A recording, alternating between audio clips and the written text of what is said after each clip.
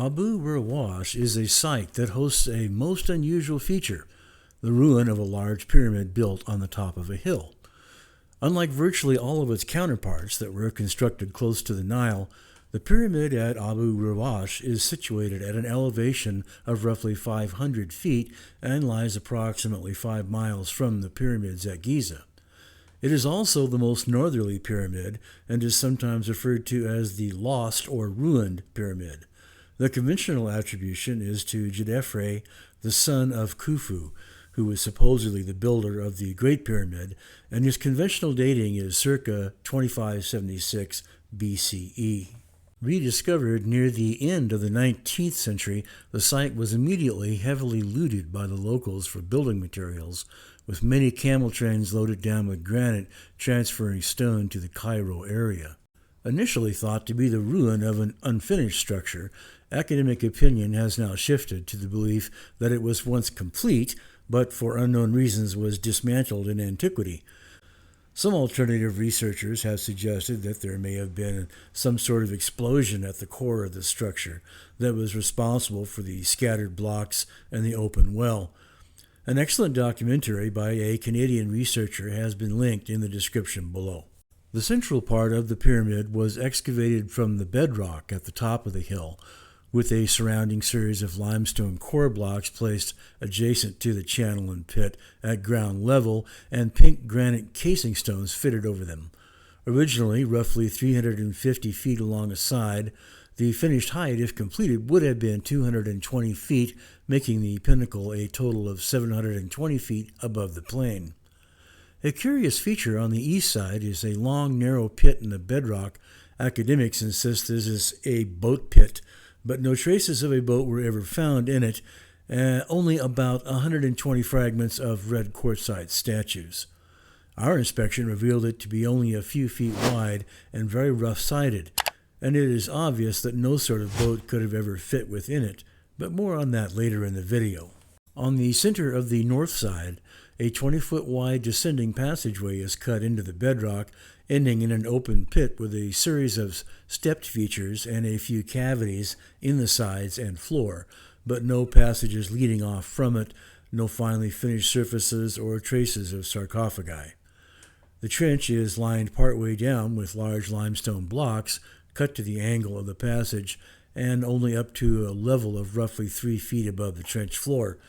If this was the main descending passage of a completed pyramid, it is greatly at odds with those elsewhere, since it is 6 times as wide and with no structural elements present that could have supported a roof. The most singular piece of stonework, and the reason for our visit, is a small slab of granite situated on the east side, 4 feet by 6 feet and a bit less than a foot thick, resting on a set of 4 small blocks placed by the workman who discovered it.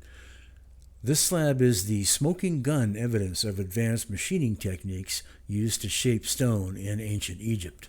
The slab has been measured, photographed, and inspected by many documenters over the years, most notably Christopher Dunn, who visited this site several times with progressively more sophisticated measuring tools to try and determine the specifics of its fabrication. Our purpose was to verify the machine marks for ourselves and examine the slab in situ to try and gain an understanding of the relationship of the various elements present in context. Mr. Dunn's analysis of the slab after conducting a series of meticulous measurements using state-of-the-art machinist tools showed that the concave surface of the slab ends at a sharply defined arc along one end of slightly less than 24 feet in radius. The surface is smooth to the touch, but exhibits a clear and regular striation of this same arc, spaced every 0.05 inch, that indicate the feed rate of the tool used to cut the surface.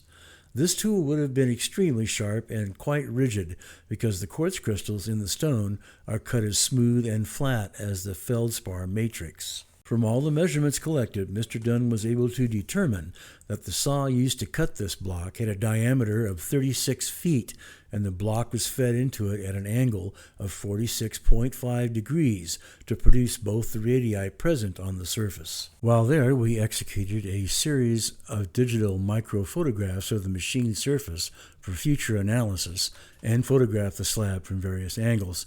These microphotographs were taken at magnifications ranging from 150 to 500 times.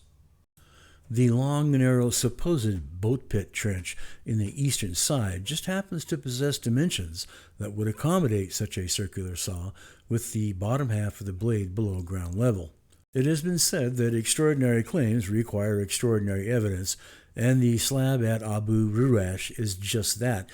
It needs to be collected, protected, and subjected to a rigorous scientific study conducted by an impartial authority with a peer-reviewed paper published containing the conclusions of that study for all to access. This site has been closed to casual visitors for decades for reasons undisclosed by the Ministry of Antiquities, and our visit was conducted clandestinely because we were unable to secure special permission in time to pursue our study before our departure date from Egypt.